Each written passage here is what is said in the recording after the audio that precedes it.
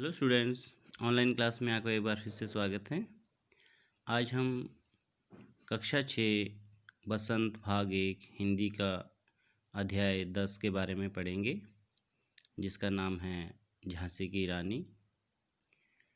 इसके जो लेखक है वो है सुभद्रा कुमार चौहान। आइए सबसे पहले कवयित्री सुभद्रा कुमार चौहान के बारे में जानते हैं।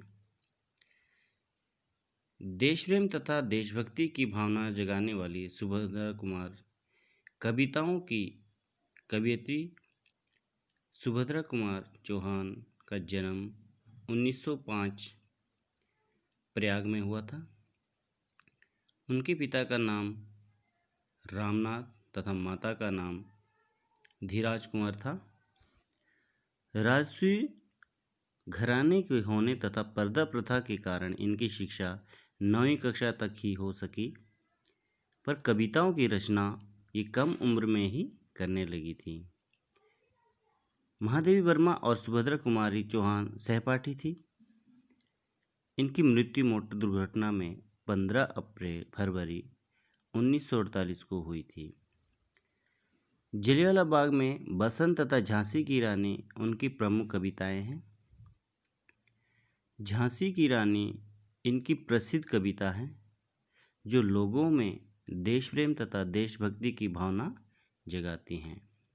अर्थात जब 1857 की क्रांति, जब अंग्रेज़ों ने हमारे देश को गुलाम बनाया था और उनके जो विरुद्ध एक विद्रोह हुआ था 1857 में, उसमें झांसी की रानी की क्या भूमिका रही थी हम सभी जानते हैं कि एक जो हमारी झांसी की रानी थी, उन्होंने उस क्रांति में उन वीर पुरुषों की तरह लड़ाई करी जो बहुत ही वीर योद्धा थे, तथा एक लड़की होने के बावजूद उन्होंने इतनी वीरता से वीर पुरुषों की तरह लड़ाई लड़ी कि आज भी उन्हें हम इस लड़ाई या इस वीरता के लिए जानते हैं। आइए कविता के विषय में थोड़ा जान लेते हैं। प्रस्तुत कविता झांसी की रानी लक्ष्मीबाई की वीरता के विषय में है। बुंदेलखंड के हर बेलों लोग, यानी कि हर लोग, जो बुंदेलखंड के जो लोग हैं, आज भी रानी लक्ष्मीबाई की वीरता के गीत गाकर सुनाते हैं। कवियत्री कहती हैं कि उसने भी लक्ष्मीबाई की कहानी इन्हीं हर बेलों, यानी कि बुंदेलखंड के जो लोग हैं, उन्हीं के मुंह से सुनी थी। कविता में भारत के बूढ़ा होने, आज़ादी प्राप्त करने का जोश लोगों में आने लगा था। अर्थात जब भारत एक गुलाम देश हो गया था अंग्रेज़ों का, और एक बूढ़े की तरह उस देश चलने लगा था, तो जब 1857 में कुछ क्रांतिकारियों ने जब अंग्रेज़ों के खिलाफ विद्रोह किया था, तो एक नया जोश उत्पन्न हो गया था। लक्ष्मीबाई के बचपन, जवानी, विवाह, विधवा होने, अंग्रेज़ों के षड्यंत्र को विफल करने, उन्हें परास्त करने तथा उन्हीं के साथ घमासान युद्ध में वीर गति को प्राप्त होने का वर्णन है। इस कविता से प्रथम स्वतंत्रता संग्राम 1857 के आसपास की राजनीतिक परिस्थितियों का भी पता चलता है। यह छात्रों में जो ये कविता हैं, जो बच्चे हैं, छात्र हैं, उनमें देश प्रेम की भावना जगाने तथा मातृभूमि की सुरक्षा या रक्षा के लिए प्रेरणा प्रदान करती हैं। तो आइए इस कविता को पढ़ते हैं। सिंहासन हिल उठे, राजवंशों ने भ्रकुटी तानी थी, बूढ़े भारत में भी आई फिर से नई जवानी थी। गुमी हुई आज़ादी की कीमत सबने पहचानी थी, दूर फिरंगी को करने की सबने मन में ठानी थी। अर्थात सिंहासन हिल उठे, राजवंशों ने भ्रकुटी तानी थी, बूढ़े भारत में भी आई फिर से नई जवानी थी। जब 1857 की क्रांति हुई तो राजाओं के सिंहासन हिल उठे, राजवंशों ने भ्रिकुटी तानी थी। भ्रिकुटी होता है गुस्से में किसी को देखना। बूढ़े भारत में भी आई फिर से जवानी, जो एक भारत एक लाचार हो चुका था, गुलाम हो चुका था, बूढ़ा हो चुका था, उसमें एक फिर से एक नई जान आ गई थी। गुमी हुई आज़ादी की कीमत सबने पहचानी थी। जो हमारी आज़ादी की जो कीमत थी, जो खो चुकी थी, उसे हम अब पहचान चुके थे। दूर फिरंगी को करने की सबने मन में ठानी थी, अर्थात फिरंगी थे अंग्रेज। तो सबने जो अपने मन में जो फिरंगियों को हमारे देश से भगाने के लिए ठान ली थी।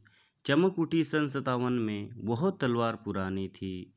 अर्थात भारत की पुरानी तलवार सन 1857 में चमक उठी थी। बुंदेल हरवेलों के मुंह में हमने सुनी कहानी थी। जो बुंदेल के जो लोग हैं, बुंदेल वासियों हैं, हर के मुंह से हमने यही कहानी सुनी थी कि खूब लड़ी मर्दानी, वो तो झांसी वाली रानी थी। जो कि 1857 में बहुत मर्दों की तरह लड़ी थी। वह कौन थी? वो एक झांसी की रानी थी, जो कि बहुत वीर पुरुषों की तरह लड़ी थी। आगे हैं, कानपुर के नाना की मुँह बोली वो बहन छबीली थी। लक्ष्मीबाई नाम पिता की वह संतान अकेली थी। अर्थात जो कानपुर के जो नाना साहब थे, वह उनकी मुँह बोली बहन थी, बहुत ही प्यारी। छबीली मतलब बहुत प्यारी सी, लाडली। लक्ष्मीबाई नाम, और उनका जो नाम था वो था लक्ष्मीबाई। पिता की वह संतान अकेली थी, और उस पिता की जो है उसकी जो एक अकेली ही संतान थी। जब वो लक्ष्मीबाई का जन्म हुआ था तो उनकी माता का देहांत बचपन में ही हो चुका था। नाना के संग पढ़ती थी, वह नाना के संग खेली थी। बरछी ढाल कृपाण कटारी उसकी यही सहेली थी। नाना जो वहाँ के जो कानपुर के जो शासक थे, जो नाना के ही साथ थे, वो खेलती थी, पढ़ी भी उन्हीं के साथ थी, और बरछी ढाल कृपाण कटारी उसकी यही सहेली थी। और जो उसके जो खिलौने थे वो क्या थे? बरछी, कृपाण, तलवार, कटारी, जो भी अस्त्र शस्त्र थे वही उसके खिलौने थे। अर्थात जो बचपन से ही वह एक वीर पुरुषों की तरह योद्धा की उसकी पहचान थी। जो बच्चों के जो छोटे छोटे खिलौने होते हैं, गुड़िया होती है, लेकिन उसके खिलौने क्या थे? बरछी, ढाल, कटार, जो कि लड़ाई के अस्त्र शस्त्र, ये सारे उसके खिलौने ही थे। आगे हैं, वीर शिवाजी की गाथाएं उनको याद जुबानी थी। बुंदेल के हर बोलों में के मुंह से हमने सुनी कहानी थी। खूब लड़ी मर्दानी, वो तो झांसी वाली रानी थी। अर्थात कविता आगे कहती हैं कि जो वीर शिवाजी जो थे मराठे थे, बहुत ही जो वीर थे अपने देश के लिए, वो बहुत ज़्यादा हमेशा आगे तत्पर रहते थे। तो जो उनकी जो कहानियाँ थी, वो वीर शिवाजी की जो कहानी थी उनकी हमेशा जुबानी याद थी। बुंदेल हरवेलों के मुंह से हमने यह, जो बुंदेल के लोग हैं उनके मुंह से ये जुबानी कहानी सुनी थी। हमने सुनी कहानी थी, खूब लड़ी मर्दानी, वो तो झांसी वाली रानी थी। और जो हमने उनके बारे में जो कहानी सुनी, वो जो वीर पुरुषों की तरह लड़ी, वो कौन थी? वो झांसी वाली रानी थी। आगे देखते हैं, लक्ष्मी थी या दुर्गा थी, वह स्वयं वीरता के अवतार। देख मराठे पुलकित होते उसकी तलवार के वार। नकली युद्ध व्यूह की रचना और खेलना खूब शिकार। सैन्य घेरना दुर्ग तोड़ना, ये थे उनके प्रिय खिलवाड़। अतः लक्ष्मी थी या दुर्गा, कवित्री कहती हैं कि उस जब वो लड़ती थी तो ऐसे लगता था मानो साक्षात लक्ष्मी या दुर्गा थी। स्वयं वीरता के अवतार थे, वीरों के जो अवतार थे।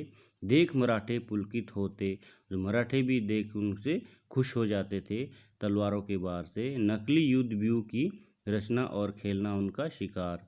उनका नकली जो युद्ध में वो जो खेलती थी, युद्ध लड़ती थी, खूब शिकार, सैन्य घेरना और सेना को घेरना, दुर्ग तोड़ना, दुर्ग होता बड़े बड़े किले को तोड़ना, ये उसके प्रिय खिलवाड़ थे, उसके प्रिय खेल थे। महाराष्ट्र कुल देवी उसकी भी आराधना भवानी थी। बुंदेलों हरवेलों के मुँह से हमने सुनी कहानी थी। उसको महाराष्ट्र की जो कुल देवी है, यानी कि भवानी, जय भवानी है, जब वो लड़ाई में कूद पड़ती थी तो उनकी कुल देवी भी कौन थी? भवानी देवी, आराध्य भवानी थी। उनका जो पूजा पाठ या अर्चना करती थी वो भवानी की ही करती थी। बुंदेलो हर बेलो के मुँह से हमने सुनी कहानी थी, खूब लड़ी मर्दानी वो तो झांसी वाली रानी थी। अर्थात जो बुंदेलो के वासियों से, हर वासियों से हमने, जो बुंदेल के लोग थे उनके जो मुंह से जो भी कहानी सुनी जो कि वीर पुरुषों की तरह लड़ी, वो कौन थी?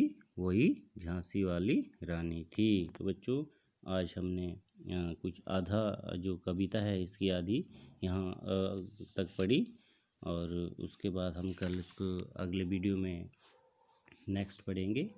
तो जितना आशा है आपको ये समझ आया होगा। नेक्स्ट वीडियो में हम इसका अगला पार्ट करेंगे।